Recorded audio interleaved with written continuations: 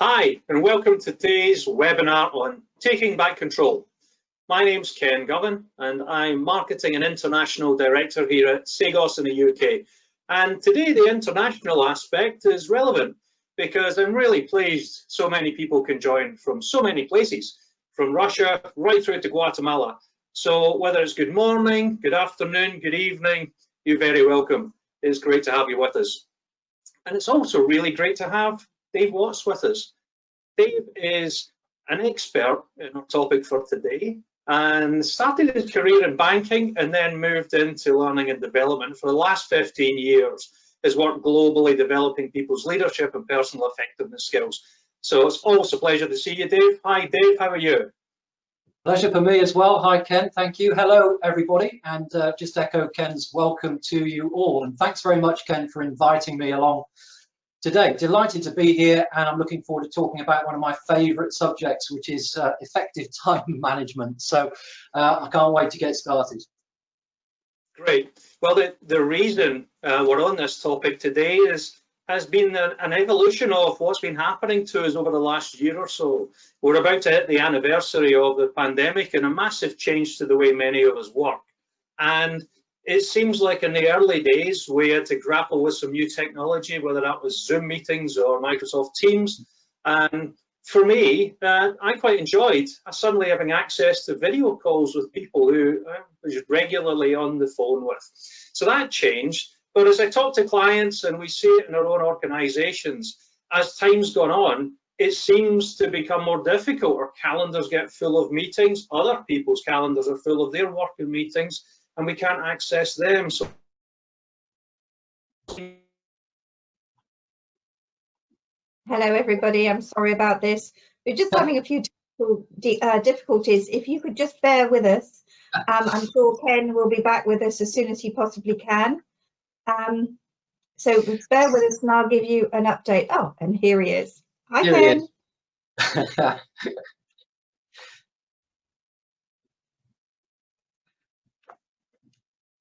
Ken, hi. I'm not sure if, Ken, you're muted at the moment, but welcome back to the wonders of technology. I'm sorry, I'm still having some problems here. We've got you now. I'm back. So perhaps I missed some words of wisdom there. What did I miss? Not a lot. I think we were just in the ether there, Ken. So we're sort of back to our starting point here, really. So I'm not quite sure what happened. So, well, it happens in today's world, I guess. So if we're going to work smarter, maybe I could have used my little bit of time there maybe a bit better than being in a blind panic and trying to reconnect. So our topic, we were going to look at working smarter, Dave, and I was just saying that it seems like a good word, but it's maybe not so easy to do. So what kind of things can we do? Yeah, great, Ken. It's this word called smarter, and when people say to us, work smarter, not harder, we've probably all heard that phrase, and it's probably frustrated all of us from time to time. And for me, really, the starting point, if I'm thinking, how am I going to work in a smarter way, it's down to one word, which is probably one of my favorite words, and it's clarity. Everything really has got to start with clarity for me. And in this context, I'm talking about clarity of purpose. So I need to really be very clear about what it is I'm trying to achieve. So effectively, what am I being paid to do? If I don't really have that clarity, then it's all a little bit vague. And so what I need to do is make sure that I understand what the organization is trying to achieve, what maybe my business unit, my team are trying to achieve, and then down to my level and how that fits in. So a clear line of sight and that clarity around what it is that I need to be doing on a daily basis. Neat, but that might be more difficult than it seems. And yes, for lots of us in the past, when line managers are all tremendous and we're really clear on our goals and our KPIs, that's clear. But times have changed, we've got different workloads, and perhaps you're not so sure on a day-to-day basis how that fits in. Yeah, and you know, the real world is that clarity isn't always there, of course, and our line managers are doing their best to make sure that they are leading their teams in the right way. But if I haven't got the clarity that I need, then at least I'd want to go to my line manager and have that conversation. And it may well be my line manager comes to me and says, well, actually, Dave, right at the moment, I'm not quite sure what the clarity is for our department. Our unit's all a little bit vague. Things are changing all the time very quickly. But at least the conversation between him or her and myself, we can get the clarity between the two of us. So I can be steered in the right direction. If I'm just sort of undertaking all of my tasks during a typical day, I'm not really too sure what the purpose of that or the outcome, it gets a little bit depressing and frustrating, and that could well impact on my motivation. So having that open conversation would be a really good starting point. And maybe that open conversation isn't just with our line manager, as lots of us are now working across a matrix and with different stakeholders. Yeah, absolutely. But don't forget that I mentioned about a typical day and analysing your tasks.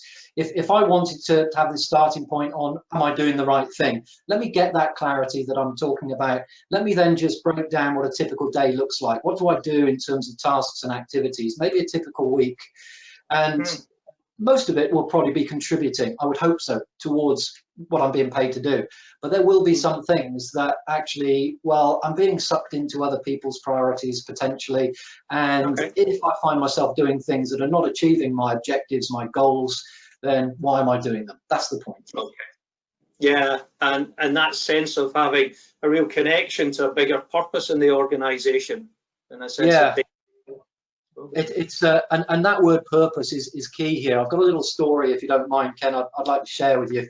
The story goes back to the early 60s, and it's about NASA in the United States, their space agency. President Kennedy, basically, he said at the beginning of the 60s that we will put a man on the moon by the end of the decade. So this is way back to 1960, that sort of era. And he was doing a tour of the NASA space agency. And he was going all through the premises, and he came across the janitor, the caretaker, who was in the building, and they were sweeping the floor. And President Kennedy went up, he shook hands with the guy, and he said, "Hi, what do you do around here?" And the janitor said, "Well, I'm the janitor here, and I'm helping to put a man on the moon." Wow. So the point of that is that, yeah, he understood that all he did, he was really at the bottom level of the hierarchy, if you like, a menial task, sweeping the floor. But he had that sense of purpose that what he did on a day-to-day basis contributed to the next level up, right up to the top level, the vision, the mission of NASA putting a man on the moon. He had that sense of involvement, commitment, because he had the clarity about his purpose. That's what I'm talking about. Yeah, fantastic. And we'd all love to be there with that, wouldn't we? I love a top tip, and we'll try and get some from you today. So what's your tip for working smart? Well, I've just been talking about it. My favorite word, have absolute clarity of purpose. Okay. We'll focus on that now we get there. One thing that can take us away from clarity is busyness. And let's address this issue that some of us are facing with how to manage our calendars, the technology, the demand on our time. What can we do to change the way we're working? Yeah, MS Teams, Zoom, ruling our lives. First thing to say for me is if I'm feeling like that in my team, the chances are probably my colleagues are, the other team members are. And I suppose that whilst there are a lot of meetings, which of course are essential, there are going to be quite a few, hence the reason we're probably here today talking about it, that we think aren't quite so essential or important to attend. So my first recommendation really would be to think about, if you get an invitation, is just to think about some simple questions. I don't mean to say just sort of decline straight away, but just ask maybe, what's the agenda for the meeting? What specifically does the person inviting me to the meeting want me to contribute? Is there any other way that I could meet those needs without actually investing the time to sit there for an hour listening to everybody else and then have my 5 minutes of input? That type of thing. So it really is just some simple questions. And if you may still have to attend the meeting, but the point is just that little conversation, it starts the process of challenging whether you should be giving up your time. And the other thing on that, Ken, also is, as well as what is it you want me to achieve, maybe just say to the invitee, look, this is what I'm going to have to deprioritize to invest my time in your meeting. So in other words, what has to be put aside, and again, what you don't want to be putting aside is something that you've got clarity about your purpose, just linking it into that previous point. I like it. I like it a lot. Focused on the important things, and that sharing what the impact is and the reason you're doing that can be important, because that's a change in my behaviour. Then if I do this, I might feel kind of strange to some people that I'm working with daily. Yeah, it could well do. And of course, we're talking here mainly about internal meetings and our team colleagues. And I said, look, if we're feeling this way, then probably they are as well. So how about a radical idea of actually coming up with some type of team agreement, effectively a team charter that we can all sign up to? And what I mean by that is everybody just, you know, get their thoughts on the table about the frequency of meetings, maybe the duration of meetings, the roles and responsibilities, how those are going to maybe revolve around the team. We're going to have 2 meetings a day, 3 meetings a week, whatever the context is for everybody, but get everybody to buy into that and actually have that effectively a team charter. So we're all on the same page. That's what we're looking to do here. Otherwise, we're getting frustrated. We're coming off these meetings. We're saying, oh, another meeting and got another one in half an hour. And guess what? Everybody's saying the same thing. So let's just get it on the table and get some rules of the game agreed. So you got the rules of the game agreed, but we still can be faced with meetings as one aspect of it, but this evolution of our working practices. We saw it happen. We moved from meetings to suddenly thinking, I've got meetings all the time, so I need to block my calendar and keep people away from me. So I'm busy. Yeah, and the calendar again, you know, as soon as we have an electronic calendar, let's say Microsoft calendars, for example, we're giving people access to that calendar, and they will dip in there and they think, right, I'd like to get Dave on a meeting to help me with my project. Well, I can see he's free, so I'll send an invite. Well, you know, straight away we start, our calendars are really at the control of other people. Other people start managing our time for us. So proactively, my recommendation would be to proactively manage your calendars, whether it's a day in advance, a week in advance, whatever suits you best. But what I mean by that is to go in and actually rule out time for yourself to focus on important projects, important pieces of work, even to the degree that if we're now all working remotely and from home, and we tend to sort of be maybe a little bit less disciplined with our breaks for our own mental health and exercise, that sort of thing, let's actually book those times in our calendar. Whenever we book something in Microsoft Calendar, it automatically will rule that time out. If somebody's then trying to invite me, ping, it says that I'm busy and not available. So that's one way we can, you know, a good tip to think about taking a little bit more control. But one thing on that, Ken, is if somebody does get that ping back and say, look, it defaults automatically to say that I'm busy if I put an entry in my calendar. Yeah. If I want to give my team colleagues, and this could be part of the team charter conversation, if I want to give them a little bit more of a softer access rather than just saying I'm busy, if you right click on your entry in Microsoft Calendar, you'll see it gives you a drop down menu, so you can change the response to somebody being busy to maybe tentative, or even you're free, even though there's something in the calendar. So it's a little tip that I've learned relatively recently, actually. Right clicking on your calendar entries, you can just give people a little bit easier access if you feel that what you want to do is important, but you're happy to be interrupted during it. So again, could be part of the team charter agreement. I love it, because as you said, this isn't an issue externally, communication with customers or suppliers. I think in lots of ways that's improved. But internally, it can feel like where I used to be able to just go to someone's desk, or they could come over and ask me a quick question, that suddenly that becomes a booked meeting, which is set for 30 or 60 minutes, rather than just a fast conversation. So yeah, just the ability to say, hey, someone's available, really fast conversation fixes things. One other thing we've started doing in our business is avoiding this trap of every meeting defaults to 30 or 60 minutes. So you just set a rule that says 45 minutes for a meeting, because we do need time to prepare for something else, to come out of it, maybe take some fast actions, get organized and get ready for the next one that moves along. So I think that's helped us a little. But you're not getting off the hook so easily, because we can organize and we can push back and we can allow access and take more control of that. But we've got a lot of tasks to do. We're all super busy, and as our roles have changed and the business is having to be really agile, we have many more tasks. So how do we get a grip on what we do, and how do we go about prioritizing things?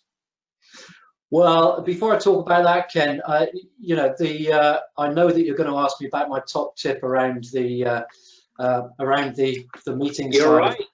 I do love a top tip. So what's Yeah, that? and it's not as if we've actually talked about this in advance whatsoever, but the top Not tip. at all. Top tip around the meetings, and I talked about team charter. It certainly worked for me in the past, big time. So again, if I'm feeling frustrated, your colleagues are too. Let's talk about it. Let's get some agreements down there. So let's get on the same page as our colleagues around meetings. Nice one. And then we can look at how busy we are and how we go organising ourselves and prioritisation.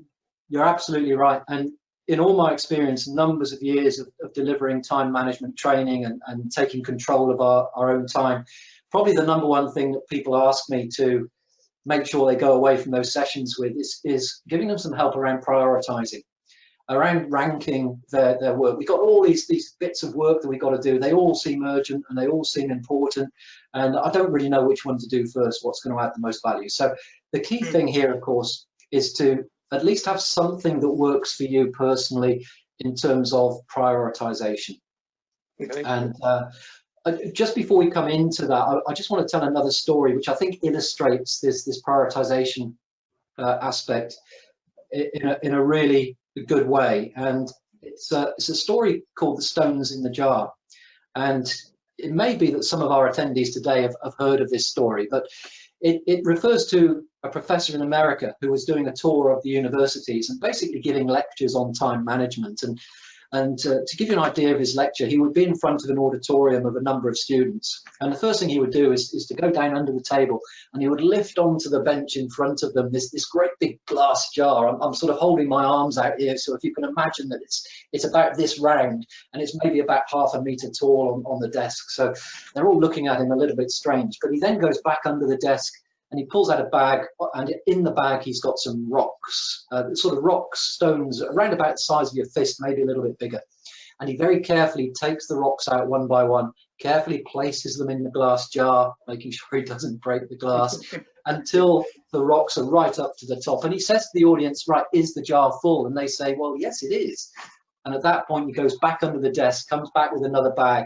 And in this bag, he's got some smaller pebbles, some bits of grit, little bits of stone, and he very carefully tips those pebbles and stone and bits of grit into the top of the jar. He gives the jar a little bit of a shake, and they all fall down into the gaps between the big rocks. Is the jar full? Maybe a few less now say yes, and a few are thinking, oh, I'm not sure. So he goes back under the desk, pulls out another bag, and in this one he has some sand. And again, he does the same thing, tips the sand very carefully, gives it a little bit of shake, all the sand filters down around where the little gaps are between the pebbles and those rocks.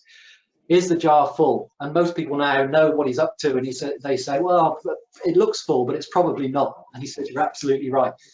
He gets a jug of water, pours the water in. Of course, the water absorbs into the sand until it's saturated and it's right up. And he says, now the jar is full. So he asked the audience, and he says to the audience, well, what's the point of the story? And one bright spark says, well, however full your jar is, there's always time for a drink, which wasn't the point of the story at all, however much I might agree with them. But the point of the story is that the space in the jar represents the time that is available to you. It's finite. There's only 24 hours in a day. That type of thing. Those big rocks, each of those big rocks represents one of those big pieces of work, maybe something that's difficult. Those pieces of work that perhaps we tend to sort of shy away from a little bit. They're going to need quite a large amount of input, of thought, of research, of effort, whatever it may be. So those things that we know we're going to have to do, and they're important. The smaller pebbles, yeah, those are the tasks that we do that, yeah, okay, of course they're still important, but you know, we can do them a little bit quicker, a little bit easier. The sand, again, take that on a step, and the water again. Now, the point is that if I'd filled that jar with sand and or water and those little pebbles first up to the top, there is no room for me to put the big rocks in. No time available. The only way I'm going to get those big rocks done in the time available is to put them in first. The other smaller tasks, less important tasks, can be filtered in around. So I really like that story, and I know I've had a lot of feedback from it. It's quite a well-known, well-referenced story in training circles. but I know a lot of people have taken that away and they remember it big time going into the future, and it helps them. Yeah, so it's that step back and then to think, okay, what's on my plate? What have I got to deal with? Step. Yeah, of course, that only works if you know what your big rocks are and you know how to identify your big rocks, which sort of leads us on really to getting back to this point about prioritization. And just going to introduce you now to what you can see here, which is a time priority matrix. It's very often known as the urgent important matrix. There's a lot of information out there, and again, I'm sure quite a few of our attendees would have come across this before.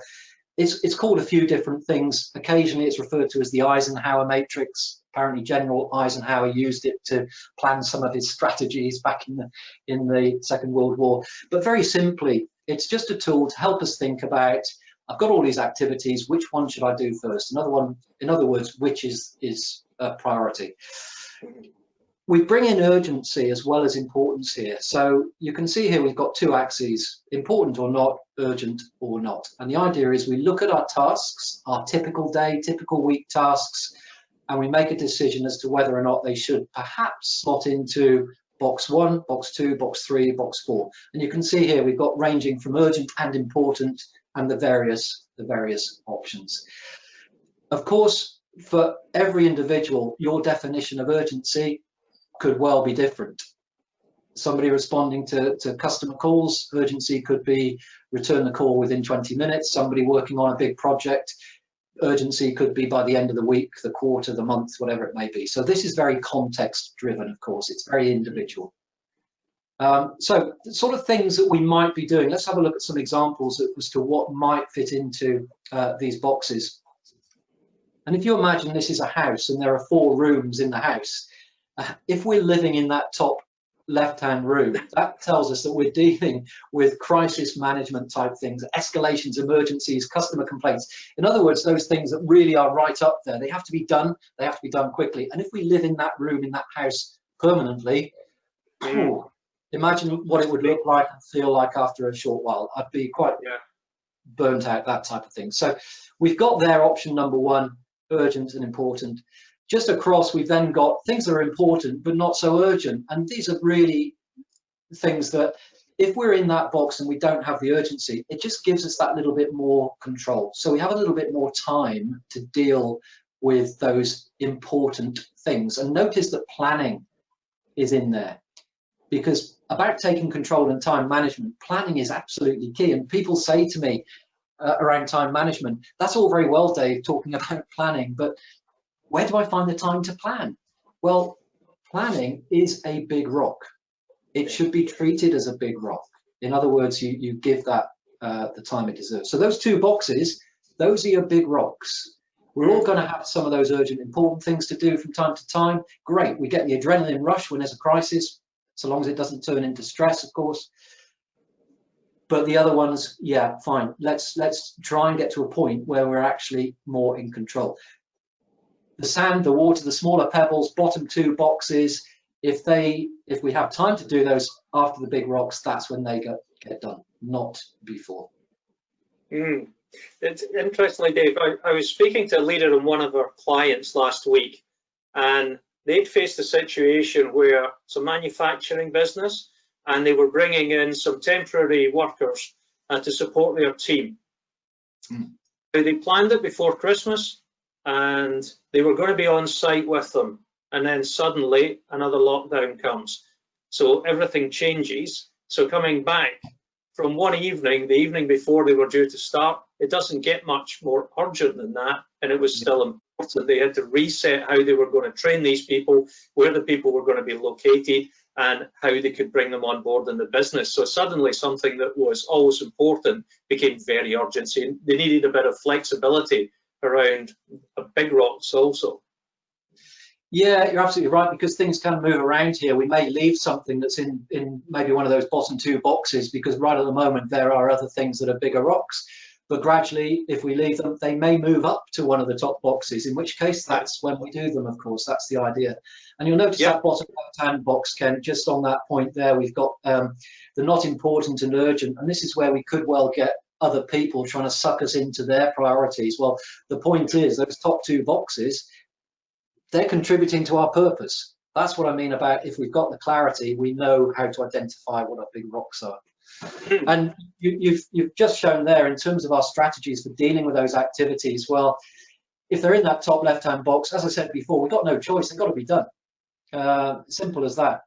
If we're in the top right-hand box, it gives us that ability to take a step back and decide what to do. We can either do them right now, defer them to a more appropriate time. We could potentially delegate them, for example, but we're able to make that decision.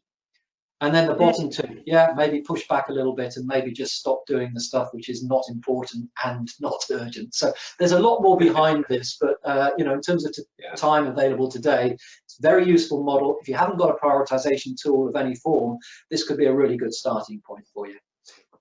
One thing I hear often in these situations is people say, but everything I'm doing, my whole list is urgent and important. It's all there. And how does this help me then? Yeah, it's quite often a comment that we get back around that. And if everything is really urgent and important, and it's effectively that crisis management every minute that we're working, as I said before, if we're living in that room permanently, you know, it's how long can we last? How long can we last? But maybe just a little tip that might help here as well is that top left-hand box. If somebody says, well, everything I do seems to be in there, I'm still not quite sure what to do first. Well, just a little tip, it might help. If you just draw a couple of lines and split that top box into 4 quarters again, and then you've got again a top left, a top right, a bottom left, a bottom right, and usually you can then just prioritize a little bit more and rank a little bit more in terms of, yeah, some of those urgent and important effectively are more urgent and important than the other ones. So it's designed to be a simple tool. It's not about putting things into boxes and there are brick walls there. It's just designed to help us focus, help us feel a little bit more in control. Yeah, and I know for sure if things start to veer into that, it's feeling a little bit out of control. It's the number one, you realize, I've stopped doing this. I've got out the good habit of using it, and it's time to just start again. And as soon as you get into it, it just makes an immediate difference to you. Yeah. So Dave, time for our top tip. Well, I've talked about rocks. I've talked about big rocks. Do the big rocks first. Okay, love it. So big rocks, we're going to deal with those and get in there. I've got another big word for you, which is on our 4th topic, which is about strategy. Now, strategy is a lovely consulting kind of word. And managing your time strategically sounds great, but mysterious. What's about this? Yeah, strategic working. It sounds all a little bit, oh, what does that mean? It's a bit sort of up there, isn't it? I think really trying to look at it and simplify it as much as possible. It's about making the best use of your time, of course. And the temptation when we've got a lot of things to do, there's a lot of things in our in tray, whether that's an electronic virtual in tray or whether it's pieces of paper in an actual in tray. And the temptation, if we've got a lot of things there, is to roll our sleeves up and just dive straight in. But the sooner I do this, the quicker I get rid of each of these bits of paper and get to the bottom of the pile, then surely that's being more effective. Well, maybe on occasions, but actually a more effective strategy quite often is just to take that little step back, just to analyze, just to distance ourselves for a moment or two. And rather than thinking, right, the quicker I can do each of these items, let me just think about what is the thing that I can do next which is going to give me most value, of most benefit. And so this again comes back to the prioritization and back to the clarity, of course, which it all starts with. But what I mean by that, let's just take an example of emails. Let's say I go on holiday for 2 weeks. I come back from 2 weeks holiday and I open my email box and I've got about 200, 300 emails there. And the temptation is, right, I'm just going to do, apart from the temptation to delete them all, but the temptation could well be, well, I'm just going to start at the top and work through, or maybe start at the bottom and work up. And of course, you know, we get through and then we get to an email which totally contradicts one that we'd looked at, which was delivered a week before, and we didn't need to spend time. And so actually, rather than just having this sort of process-driven approach to our tasks, is to think a little bit more on a qualitative basis. What is the thing that's going to add value a little bit?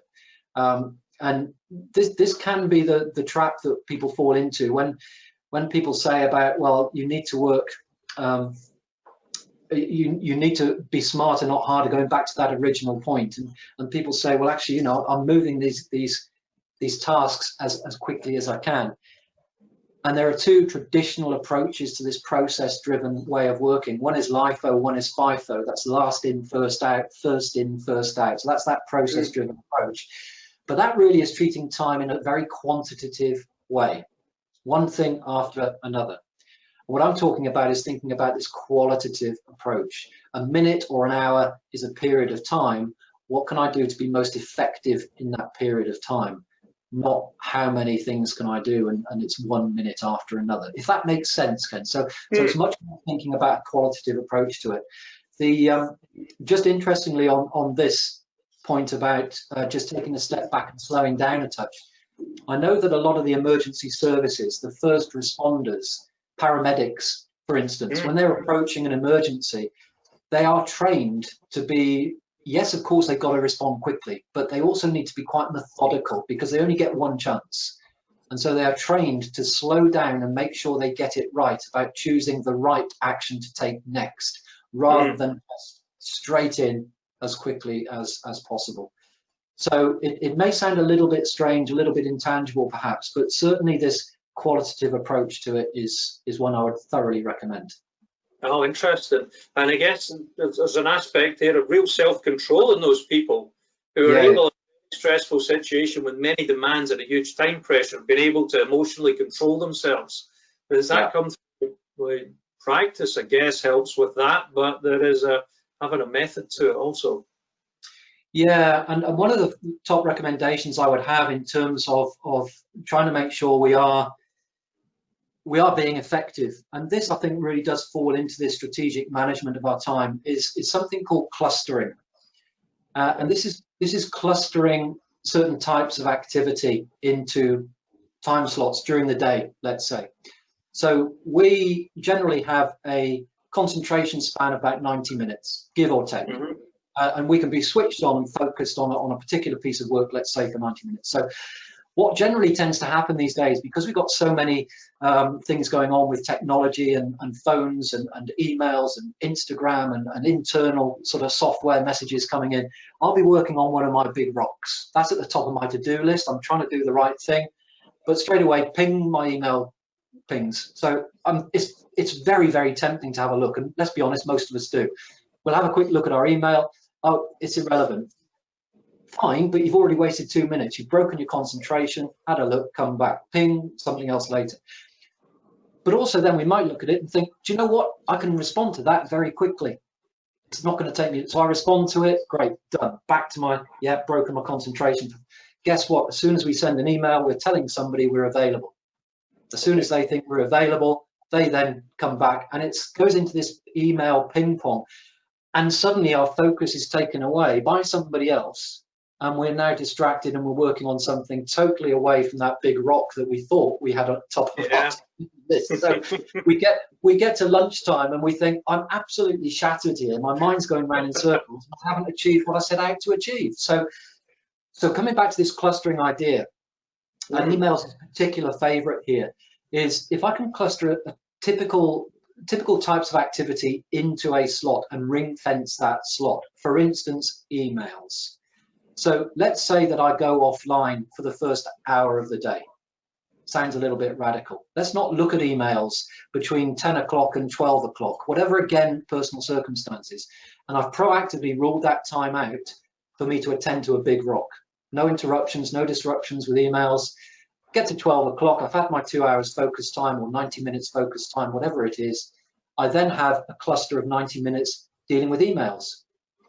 Now, I appreciate that may not suit everybody, but certainly for most people, the world's not going to stop spinning if I don't reply to an email for an hour and a half, maybe a couple of hours. And then I'd cluster that email activity. I could then cluster some small pebbles and sand activity in the afternoon, if going back to the story. So clustering typical or similar types of activity in particular emails, which is the world's biggest procrastination device if you're not careful. Really, really, really strong recommendation. And if you're sitting there thinking, well, maybe, yeah, it sounds good, but I can't see it working, just give it a try. Just give it a try. Go offline for an hour. Boy, can you get something done. Get your big rock finished, and you feel fantastic afterwards and really energized to crack on with those smaller tasks. Yeah, great. A couple of things come to mind as you're talking about this, Dave. And the first one is, you mentioned we're setting people's expectations. If we respond immediately, instant messenger comes up, we respond, we answer a question, and then you're in a conversation, and before you know it, you're having a conversation online and one down here, and somebody's not getting the best of you at that point that comes into it. So it's resisting that temptation. But maybe sprinkle a little bit of communication on there, because these are internal communications most of the time. That we're changing the way we're working. Tell people up front it's going to be a little bit different, but you will get to them, and that's how it's going to be. Set people's expectations. Yeah, you're absolutely right. And again, there's so much more we could talk about on all of these subjects. But certainly clustering for me would be right up there, and that's my top tip for this strategic time management is there we go, to cluster our activity. Yeah. So, and if I think about that, wake up and do your emails straight away, or when you're dripping them all the way through the day. There's something as well about when we work well. If anyone wants to look back in our previous webinars about healthy working from home, and Dave mentioned it about being outdoors and looking after yourself and managing your calendar, just go to sagos.co.uk, and there's some great sessions in there to help you with that. But what it shows is that we operate at different levels at different times of the day. So if I'm spending the time when I'm really focused and energized on some really basic tasks, then that means the other ones, the big rocks, maybe aren't getting the best of me either. So a big topic, and that's not one that we've got time for here, but clustering, got it, going to try it. Great. Okay, fab, Dave. So we've covered a lot of ground in there. So just to summarize for us, number one was absolute clarity of purpose.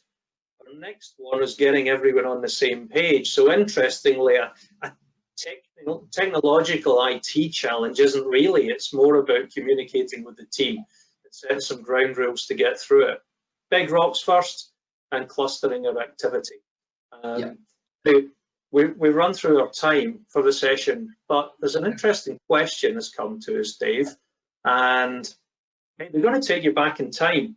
So remember that Dave Watts many years ago went back into the bank? What's the time management advice you would give young Dave Watts at the beginning of his career? Wow, well, that is a good question. You're absolutely right. There's probably quite a lot of advice I would give myself, but maybe not maybe in a working sense, Dave. Maybe not related to time management. Actually, it's something I do have an answer for, because it's something that does pop into my mind quite regularly when I'm sort of delivering time management training and running these sessions. And we talk about having the confidence to say no, diplomatic refusal, which again, if I've got clarity, I understand what I'm getting paid to do, I sort of, I can identify those things now. I just wish maybe way back when that I just had the confidence to push back a little bit more and not get sucked into other people's priorities and agendas, and really back that up with good reasons why, but be very clear about what I'm trying to achieve, which I was, but I never really had that confidence to make a good case. And the more I agreed to help other people, guess what, the more they asked me, which is nice. But did I get my objectives completed? Well, by and large, yes, but always a challenge. Yeah, great advice, and something people can start doing right now. This afternoon, that's when we can take some action on. Brilliant. Thanks, Dave. As always, I really enjoyed our conversation, and we could go on and on and on. Just for everyone out there, this is a big topic, and there's lots more we can explore and learn about it. So please do get in touch with us, and we can share more of our approach and how we go about things. We'll also follow up from today's session by mailing you out some of these top tips and some other useful hints to help you with taking back control of your time. our sessions are ongoing, and hot on the heels of today's session, on the 11th of February, is our next webinar session. And we're joined by one of our clients, is a global business, and we're going to be discussing with them how they've transformed the global learning experience. Now, there's a huge topic, and we'll be pulling that apart in the next session. And I think it's one that would be great for everyone to take part in. You're very welcome. Thank you so much for joining us today. And Dave, a huge thank you to you once again.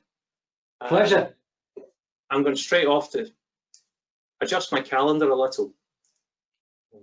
Don't blame me. Thank you. It's been a pleasure. Thanks, everybody. Goodbye. See you next time.